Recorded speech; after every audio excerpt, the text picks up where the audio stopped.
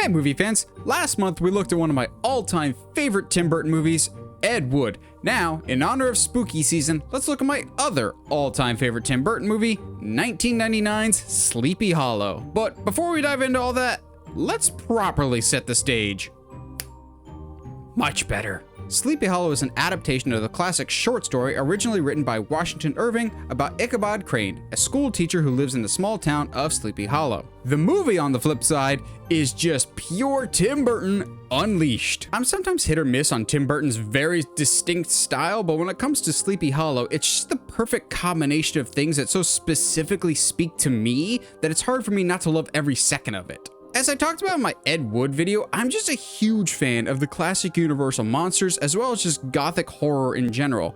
Plus, on the flip side, I grew up reading a lot of Sherlock Holmes, Encyclopedia Brown, and other mystery stories, as well as watching every single incarnation of Scooby-Doo that I can get my hands on. Mystery is just one of my all-time favorite genres, and it's one that I wish we got more of in the present day. It's why I love Knives Out and the Robert Downey Jr. Sherlock Holmes movies as much as I do. Burton's Sleepy Hollow is just that perfect blending of those two things that I love so much. Not only is it a murder mystery, it's a spooky murder mystery, and that's gonna take my money any day of the week. Although that line of thinking got me to watch John Cusack's The Raven, so maybe don't follow that train of logic. The movie sees Johnny Depp's Ichabod Crane as an investigator and an early adopter of forensic science. This is already veering drastically away from the original source material, but I think the movie's better for it. In the book, Ichabod is obnoxious and not well liked. He's basically portrayed as a moocher and he hits on like everybody's sisters, and it's really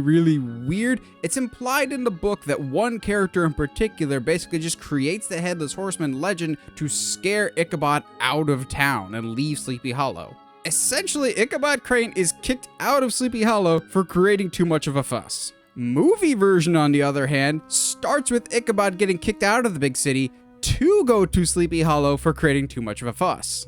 Ichabod has been trying to use more modern methods for crime solving, but it ends up rubbing people the wrong way because they're much more of traditionalists. It's a fun twist on the character that he's rubbing people the wrong way still, but he's doing it for the right reasons this time around. Ichabod is definitely a different character this time around, but there's enough in there, specifically his more cowardly side, that stays in line with the original intent of the character. Plus, the movie throws in a fun homage to the original story and the classic Disney cartoon in a scene where Ichabod is being chased by the Headless Horseman, only to be revealed that it's just somebody playing a prank on him. Well, at least that version of the Horseman was playing a prank on him. But it's when Ichabod reaches Sleepy Hollow that the movie really enters into that, oh, this was specifically made for Nathan territory. It's got such a great creepy atmosphere and ambiance that just screams classic horror movie. You get old New England buildings with a rolling fog and an overall sense of dread, and I'm there in a heartbeat. Universal's epic universe next year is absolutely going to make me go bankrupt.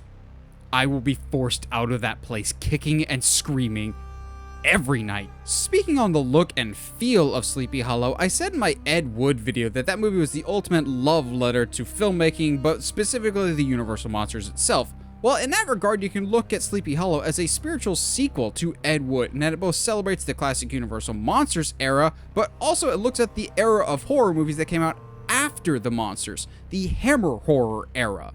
When the classic Universal monsters started to fade in popularity in the late 40s and early 50s, a studio across the pond named Hammer Pictures took the baton and ran with it. They ended up remaking a lot of the classic monster movies and putting their own unique spin on those stories. This included elaborate sets, a focus on character work and drama, and casting well-established and prestigious British actors. The two big names in particular that anchored Hammer films for so long were Peter Cushing and Christopher Lee. Burton would continue that with Sleepy Hollow, adding in famous British actors like Michael Gambon, Richard Griffiths, Michael Gough, and, most importantly, Christopher Lee. Lee even gets some cheeky shot framing in his scene, harkening back to his days playing Dracula for Hammer. It is you who is now put to the test. Most importantly though, when it comes to Hammer horror films, they were in color. The Universal monsters have that iconic black and white, but when Hammer came along with color, it allowed them to do a bunch more things and really push the envelope for the time. This is especially true in regards to blood. Hammer Films had a very specific color palette, but also had a very specific look to its blood. It almost looks unnatural with how bright red and vivid it looks. No matter the scene, the blood just pops off the screen and really stands out. Burton knew that and incorporated a Hammer-specific style look of blood into Sleepy Hollow. The movie has kind of a muted color grading for the most part, except for the blood. That's always super bright and super prominent. The movie isn't overly bloody, but when the blood is involved, it's used in such an over-the-top manner that it's almost comedic, which is definitely intentional. For the most part, the movie is a very somber and serious mystery, but Burton peppers in little moments of humor and levity that also feel very much like callbacks to those older movies. And who are you, friend? We have not heard your name yet. I have not said it. All right, gunpowder, we're off. Come on. No, come on, the other way. Precisely, so why was the head removed? Why? Right. You have moved the body? I did.